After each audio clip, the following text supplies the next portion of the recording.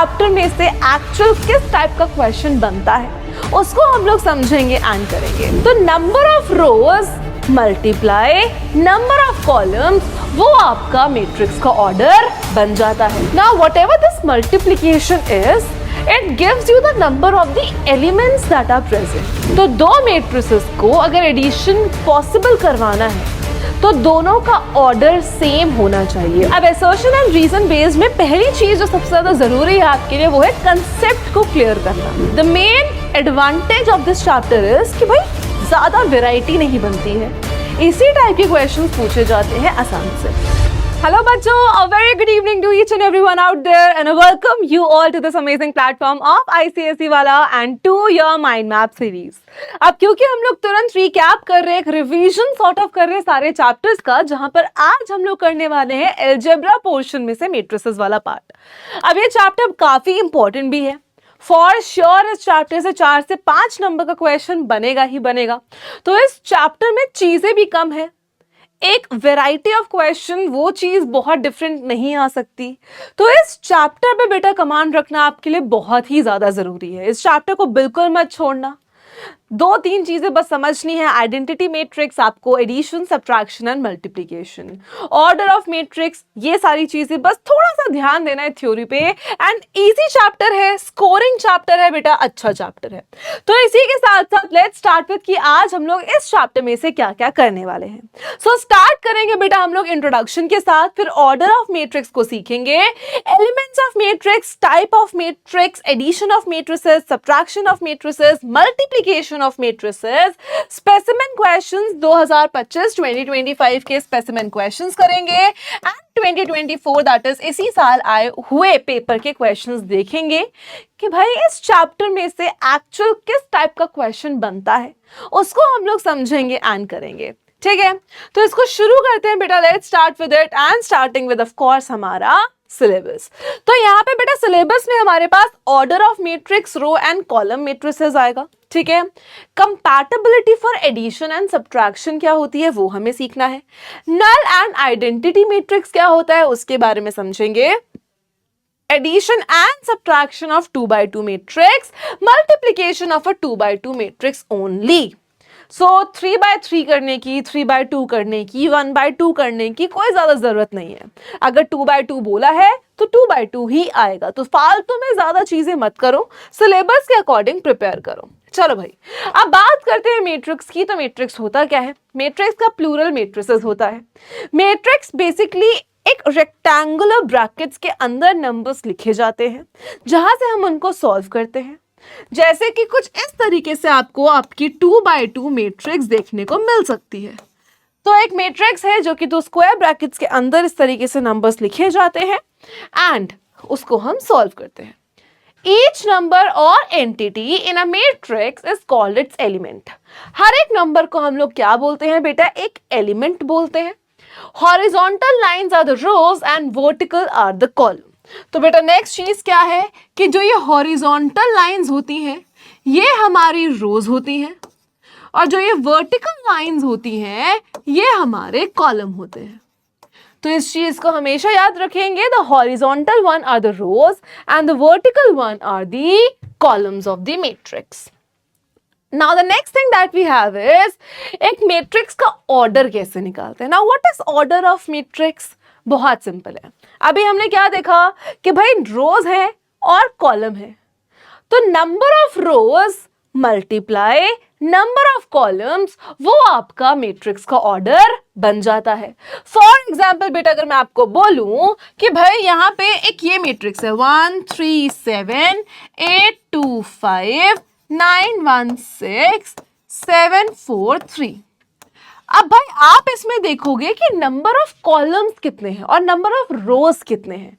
तो number of रोज कितना है बेटा? 1 2 एंड 3।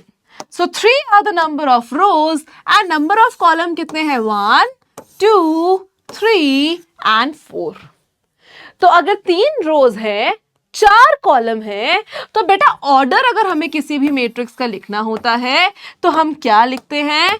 नंबर ऑफ रोज कि भाई कितने रोज हैं, x नंबर ऑफ कॉलम्स। कि भाई कितनी कॉलम्स हैं। अब इसमें रोज कितने हैं बेटा, 3 रोज हैं। कॉलम कितने हैं बच्चा, 4 कॉलम है। सो 3/4 या 3 into 4 will be the order. So order of matrix is number of rows in it multiply the number of columns in it. If m are the rows and n are, for example m and n are the number of rows and columns, तो भाई order हो जाएगा m/n. We have to take the number of rows first and then number of columns. It is very important to take the number of rows on the first part and number of columns in the second way. Now let's move forward. Order of matrix. See, 2 rows, 3 columns. So the order will be 2/3 or 2 into 3. Now whatever this multiplication is, it gives you the number of the elements that are present. For example, the number of rows is 2, the number of column is 3, 2 into 3 is 6, and this 6 is the numbers that are present, the number of entries that are present inside the matrix. I hope this part is clear. Now, a matrix A with m rows and n columns is written like this. So, for example, there is a matrix X which has 3 columns and 2 rows, so it will be written like this: x 3/2. We say it, we pronounce it as x 3/2. I hope ये सबको clear हो बेटा। आगे चलते हैं। अब each member or entity is called the element. हर एक number को एक एलिमेंट बोला जाता है। Total number of elements in a matrix is equals to the product of the number of rows and column. Simple. 2 into 3 6 entities, 3 into 4 12 numbers, 12 elements, 12 entities. So the number denotes that. The next thing that we have is unity or identity matrix. Now the question comes in the format where it is just given I. In the question, you will only be seeing I. So what does that I means बच्चा? That I means an identity matrix. And what is an identity matrix? कुछ इस तरीके से, जहाँ पे leading diagonal के सारे numbers 1 होते हैं और उसके अलावा जो नंबर्स हैं वो सारे 0 होते हैं। पर क्योंकि हमारे सिलेबस में सिर्फ 2/2 मैट्रिक्स लिखी है, तो 2/2 के अगर आप आइडेंटिटी मैट्रिक्स बनाओगे तो वो 1 0 0 1 बन जाएगी। सो इसको कहते हैं आइडेंटिटी मैट्रिक्स और ये आपको बहुत काम आएगी क्वेश्चंस के अंदर। अब नेक्स्ट करते हैं एडिशन कैसे पॉसिबल है। अगर 2 मैट्रिसेस का बेटा एडिशन कराना है, उन दोनों को ऐड कराना है, तो भाई जितने एलिमेंट्स या जितने number of rows and column पहली मैट्रिक्स में है, उतने ही number of rows and column दूसरे में होना चाहिए। जैसे कि यहाँ पे ABCD 2 रोज हैं 2 कॉलम है, EFGH 2 रोज हैं 2 कॉलम है। तो कैसे ऐड होगा बेटा? ये इधर का पहला वाला नंबर इसके पहले वाले नंबर से ऐड होगा, फिर B और F आपस में ऐड होंगे, C और G आपस में ऐड होगा और फिर D और H आपस में ऐड होंगे। तो 2 मैट्रिसेस को अगर एडिशन पॉसिबल करवाना है तो दोनों का ऑर्डर सेम होना चाहिए। ऑर्डर सेम का मतलब क्या है बेटा? इस वाली मैट्रिक्स का ऑर्डर है 2/2, इस वाली मैट्रिक्स का भी ऑर्डर है 2/2। तो सिंपल बात यह है कि दोनों का ऑर्डर सेम होना चाहिए, तभी हम एडिशन और सब्ट्रैक्शन करवा सकते हैं, वरना हम नहीं करवा सकते। अब आगे बात करते हैं बेटा, सेम चीज सब्ट्रैक्शन में है। अगर 2 मैट्रिसेस के बीच में सब्ट्रैक्शन कराना है, if you want 2 matrices to be subtracted बेटा, तो सेम चीज होनी चाहिए, दोनों के ऑर्डर सेम होने चाहिए। तो भाई जितने एलिमेंट्स इसमें हैं उतने ही एलिमेंट्स इसमें होने चाहिए। दूसरी चीज, सेम एज एडिशन, पहला वाला पहले वाले के साथ सब्ट्रैक्ट होगा, दूसरा वाला नंबर इधर के दूसरे वाले नंबर से सब्ट्रैक्ट होगा, इधर का तीसरा इधर के तीसरे से होगा एंड फोर्थ इसके फोर्थ से होगा। So this is how you do it. I hope that this is clear. अब बारी आती है भाई मल्टीप्लिकेशन की। चलो भाई, एडिशन सब्ट्रैक्शन तक बहुत इजी था, बहुत समझ में आया कि हाँ भाई तभी ऐड कर सकते हैं जब ऑर्डर सेम है, अगर ऑर्डर सेम नहीं है तो ऐड नहीं कर सकते। पर अब बात आती है मल्टीप्लिकेशन की। ठीक है, मल्टीप्लिकेशन में एक चीज है जो आपको देखनी है, बहुत सिंपल है, और मल्टीप्लिकेशन की कंपैटिबिलिटी रूल है कि भाई वाइब मैच होनी चाहिए। अब भाई क्या है, ऐसा जरूरी नहीं है कि अगर दोनों के ऑर्डर सेम है दो मैट्रिसेस के तभी मल्टीप्लिकेशन हो सकता है? नहीं, मल्टीप्लिकेशन के थोड़े अलग क्राइटेरिया है। और वो अलग क्राइटेरिया क्या है? अगर मान लो कि भाई एक मैट्रिक्स है ए जिसके सर्टेन रो इनटू कॉलम है ना, दूसरा मैट्रिक्स है बी, इसके भी सर्टेन रोज इनटू कॉलम है। अब भाई हमें अगर देखना चाहेंगे, अगर हमें देखना है कि क्या ये दोनों मैट्रिसेस मल्टीप्लाई हो सकती हैं या नहीं, कंपैटिबल है या नहीं, तो हम कैसे देखेंगे बेटा? हम कैसे देखेंगे? हमें ये देखना है कि पहली मैट्रिक्स का जो कॉलम है, पहली मैट्रिक्स का जो कॉलम है वो दूसरी मैट्रिक्स के रो के बराबर होना चाहिए। हमें क्या देखना है कि पहली मैट्रिक्स के जो कॉलम है वो दूसरी मैट्रिक्स के रो के बराबर होनी चाहिए। अगर दोनों इक्वल हैं तो हम लोग मल्टीप्लाई कर सकते हैं, अगर दोनों इक्वल नहीं है तो हम मल्टीप्लाई नहीं कर सकते। फॉर एग्जाम्पल, अगर आपके पास बेटा कोई मैट्रिक्स है, फॉर एग्जाम्पल एक मैट्रिक्स है ए, ठीक है, फॉर एग्जाम्पल आपके पास एक मैट्रिक्स है ए जिसका ऑर्डर है 3/2 और एक मैट्रिक्स है बेटा बी जिसका ऑर्डर है 3/1। एक मैट्रिक्स है ए जिसका ऑर्डर है 3/2 और दूसरी मैट्रिक्स है बेटा जिसका ऑर्डर है 3/1। ठीक है, मैंने क्या बोला कि भाई पहले के रो, पहले का कॉलम और दूसरे का रो सेम होना चाहिए। क्या 2 और 3 आपस में सेम है? नहीं। तो क्या इन दोनों में मल्टीप्लिकेशन हो सकती है? नहीं।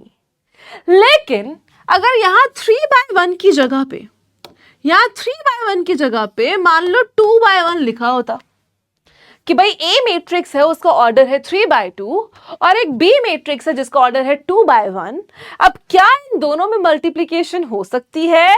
बेटा हमें बस ये देखना है कि जो इसके रोज हैं और जो इसकी जो कॉलम है और जो इसके रोज हैं वो आपस में बराबर होने चाहिए।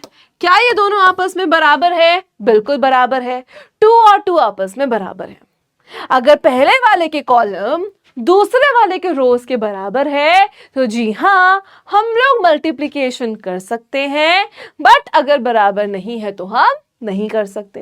एक और काम की बात आपको मैं यहां पे बताती हूं कि इन दोनों को मल्टीप्लाई करके जो भी एक तीसरी मैट्रिक्स आएगी सी, कि हमने ए को जिसका ऑर्डर 3/2 है और बी है जिसका ऑर्डर 2/1 है, अगर इन दोनों को मल्टीप्लाई किया, क्योंकि ये कंपैटिबल है, क्योंकि पहले वाले के कॉलम दूसरे वाले के रोज के बराबर हैं, तो हम अगर इसको मल्टीप्लाई करेंगे तो भाई जो आंसर आएगा उसका ऑर्डर क्या होगा? जो ए का कॉलम, जो ए का रो है और बी का कॉलम है। तो हम सिर्फ ऑर्डर देख के, मैट्रिक्स का ऑर्डर देख के हम बता सकते हैं कि क्या ये मल्टीप्लिकेशन के लिए कंपैटिबल है, हाँ या ना। अगर है तो मल्टीप्लाई करने के बाद जो रिजल्ट आएगा उसका ऑर्डर 3/1 बनेगा। कैसे निकाला बेटा? पहले वाले का रो और लास्ट वाले का कॉलम। आई होप ये चीज सबको क्लियर हो कि कैसे कंपैटिबिलिटी चेक करनी है एंड कैसे करना है। अब क्वेश्चंस पर चलते हैं बेटा कि किस टाइप के क्वेश्चंस पेपर में पूछे जाते हैं, आपके सैंपल पेपर में किस टाइप के क्वेश्चंस हैं। Let's understand that. अब पहला आपका असर्शन एंड रीजन बेस्ड है। अब असर्शन एंड रीजन बेस्ड में पहली चीज जो सबसे ज्यादा जरूरी है आपके लिए वो है कंसेप्ट को क्लियर करना। तो भाई अगर कंसेप्ट क्लियर नहीं है तो असर्शन रीजन की क्वेश्चंस तो आप नहीं कर पाएंगे। तो प्लीज मैथ्स में ये मत सोचा करो कि यार थ्योरी है कौन पढ़ेगा, सीधा सम से प्रैक्टिस करते हैं। नहीं बेटा, आईसीएसई है, पहली चीज थ्योरी भर भर के है, दूसरी चीज एंड वो थ्योरी का यूज क्वेश्चन में भी है। ऑल्दो आपसे डायरेक्टली नहीं पूछेगा कि बताओ यार एट प्रीमियम क्या होता है, नहीं पूछेगा, पर क्वेश्चन में अगर दिया होगा there is a share at premium of 5 rupees, तो वहां आपको मतलब पता होना जरूरी है, इसलिए मैथ्स में भी थ्योरी जरूरी है। अब यहां बोला है दो मैट्रिक्स है बेटा ए और B, product A B of the two matrices A and B is possible. Compatibility check करने को बोल रहे हैं। जो ए का ऑर्डर है बेटा वो क्या है? देखो, एक रो है, दो कॉलम है, सो 1/2। जो एक बी मैट्रिक्स है उसका ऑर्डर क्या है? 2/2। तो हमें क्या देखना है बेटा कि पहले वाले का कॉलम और दूसरे वाले के रो सेम है। क्या दोनों सेम है? बिल्कुल सेम है। तो क्या मल्टीप्लिकेशन हो सकती है? बिल्कुल हो सकती है। तो असर्शन तो भाई ट्रू हो गया। अब नेक्स्ट हमें क्या देखना है? Number of columns of matrix A is equal to the number of rows in matrix B. The number of columns of matrix A is equal to the number of rows of matrix B. ये भी बिल्कुल सही है। तो भाई assertion भी सही है, रीजन भी सही है, और हमने मल्टीप्लिकेशन की कंपैटिबिलिटी चेक कैसे की है कि भाई रोज और कॉलम दोनों के बराबर है ना? तो मतलब रीजन जो है वो करेक्ट एक्सप्लेनेशन भी है असर्शन का। तो ऐसे केस में जब असर्शन भी सही है, रीजन भी सही है, और रीजन ढंग से एक्सप्लेन कर रहा है आपके असर्शन को, तो ऐसे केस में आप लोग सी ऑप्शन को चूज करेंगे, that both A and R R true and R is the correct reason of A. I hope कि ये चीज सबको क्लियर है बच्चा। आगे चलते हैं। अब नेक्स्ट बोला है कि भाई एक मैट्रिक्स आपको गिवन है, एक्स है। देखो मैंने बोला था आइडेंटिटी मैट्रिक्स इंपॉर्टेंट है। आपको हो सकता है दिया हो, ये भी हो सकता है कि ना दिया हो। तो अगर नहीं दिया होगा, मान लो ये नहीं दिया होता और सीधा ये क्वेश्चन होता, तो यहां देख के खुद से ही आई कि आपको वैल्यू भरनी है, लगानी है, चाहे वैल्यू क्वेश्चन में दी है या नहीं दी है। तो आ जाओ भाई, हमें x गिवन है, i गिवन है, हमें प्रूव करना है x square is equals to 4x plus 5y। अब मल्टीप्लाई कैसे करते हैं वो मैं यहां आपको सिखाती हूं। सबसे पहले आपको निकालने की जरूरत है x स्क्वायर। x स्क्वायर का मतलब क्या है बेटा? 1183। देखो x स्क्वायर का मतलब क्या होता है? x का मतलब x स्क्वायर का मतलब x इंटू x, और ये भी क्या है? 1183। तो भाई x स्क्वायर का मतलब क्या है? x इंटू x, मतलब इन दोनों मैट्रिसेस का मल्टीप्लिकेशन कराना है। अब बेटा देखो मल्टीप्लाई कैसे करते हैं, बहुत ध्यान से सुनना। देखो सबसे पहले आप क्या करोगे यहां पे? देखो सबसे पहले आपको इसका रो और इसके कॉलम को आपस में मल्टीप्लाई करना है, रो विथ कॉलम। तो 1 इंटू 1 क्या होगा बेटा? 1, 1 इंटू 8 क्या होगा? 8, और बीच में प्लस। फिर आपको क्या करना है? इसी रो को दूसरे कॉलम से, कि 1 into 1 1, 3 into 1 3।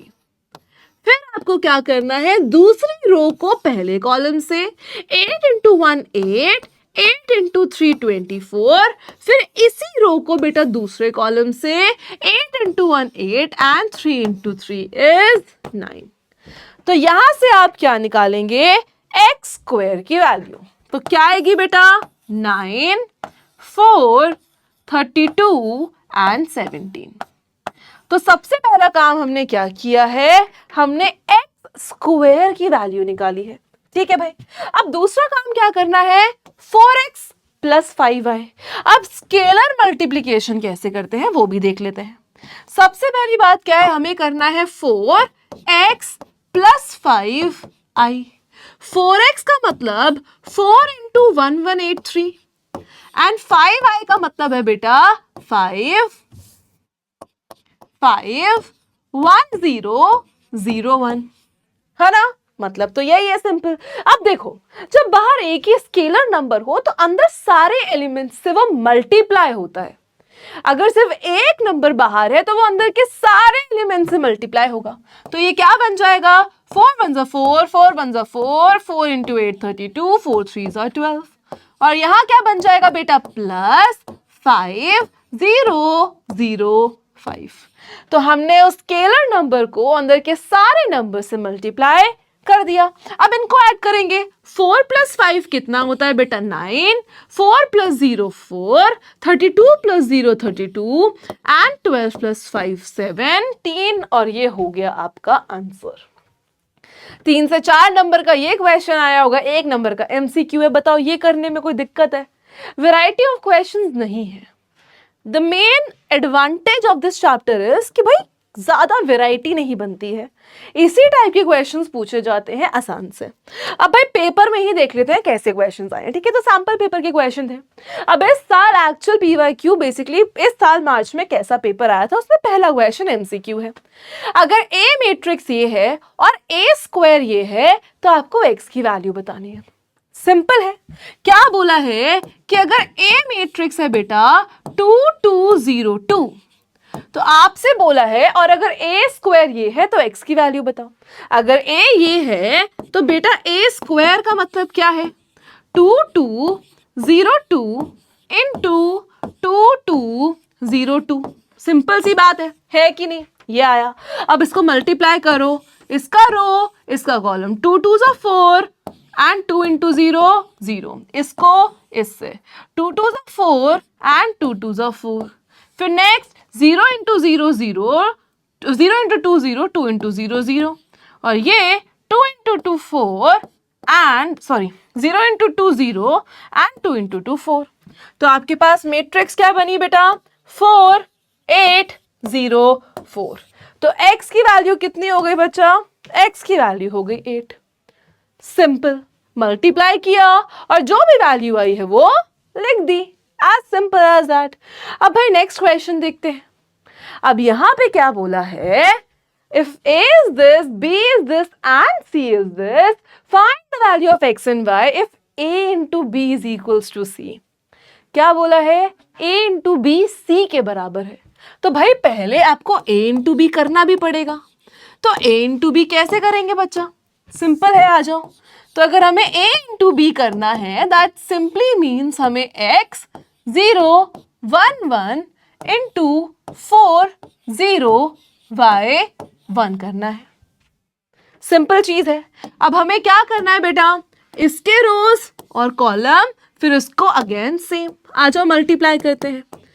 So x into 4 4x, 0 into y 0, x into 0 0, 0 into 1 0, 1 into 4 4, 1 into y y, 1 into 0 0 and 1 into 1 1।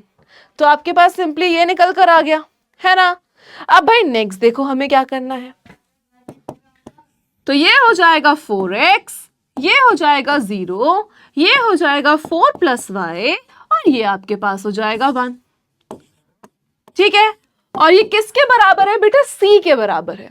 c क्या है यहाँ पे? c is 4x 0 1। अब बस हमें इक्वेट करना है। इक्वेट करने का मतलब है कि भाई कौन सा वाला टर्म कहाँ है उसको देखना है। अब अगर आप ध्यान से बेटा यहाँ पे देखोगे तो आपके पास सिंपली आएगा कि 4x इक्वल्स टू 4 है। क्या आया बच्चा? कि 4x जो है वो 4 के बराबर है। तो x किसके बराबर होगा? 1 के। नेक्स्ट आपके पास क्या है यहाँ पे? अब ये x हमें 1 आ गया, तो हमें पता है दैट 4 प्लस y अगर x के बराबर है, मतलब 4 प्लस y जो है वो आपके पास 1 के बराबर है, तो y की वैल्यू यहां से कितनी आ जाएगी बच्चा? -3। तो यहां से x की वैल्यू आपके पास आ गई है सिंपली 1 और y की वैल्यू यहां से आपके पास आ गई है -3। तो बस इसी टाइप के क्वेश्चंस आपको समझने हैं, इसी टाइप के क्वेश्चंस आपको करने हैं। कुछ ज्यादा वैरायटी नहीं आएगी। मल्टीप्लिकेशन या एडिशन बस कुछ ऐसा ही आपको करने को बोलेगा, एंड उसी के साथ आपको ये चैप्टर बिल्कुल भी नहीं छोड़ना है। One of the most scoring chapter है। GST, banking, shares and dividends है, मैट्रिसेस हैं, वैरायटी नहीं है। मतलब बैंकिंग में तो एक ही फॉर्मूला घूम रहा है, जीएसटी में भी डिस्काउंट निकालो नहीं तो आप जीएसटी बताओ कितना है, शेयर्स एंड डिविडेंड में भी एक ही टाइप ऑफ चलता है, 2 ही 3 फॉर्मूलाज मेजरली है। तो उस चीज को समझो कि भाई ये जो स्कोरिंग चैप्टर्स हैं, इजी चैप्टर्स हैं, इंपॉर्टेंट चैप्टर्स हैं, इनमें मार्क्स नहीं कटाने हैं। मार्क्स कहाँ कट सकते हैं वहां देखना है कि भाई जैसे ट्रिगो हो गया, वैरायटी ऑफ क्वेश्चंस अनलिमिटेड है, एपी हो गया, वैरायटी ऑफ क्वेश्चंस है, प्रोपोर्शन है, वैरायटी ऑफ क्वेश्चंस है, चाहे कॉम्पोनेंट और डिविडेंडो भी है, बट डिफरेंट टाइप्स है, तो उनमें आपको ज्यादा प्रैक्टिस करनी है। ठीक है। So this was all about this chapter बच्चा। I hope that everything is clear with you people. So I will see you again with yet another mind map of another chapter. Till then, take care, have a great time ahead and keep studying. Thank you so much.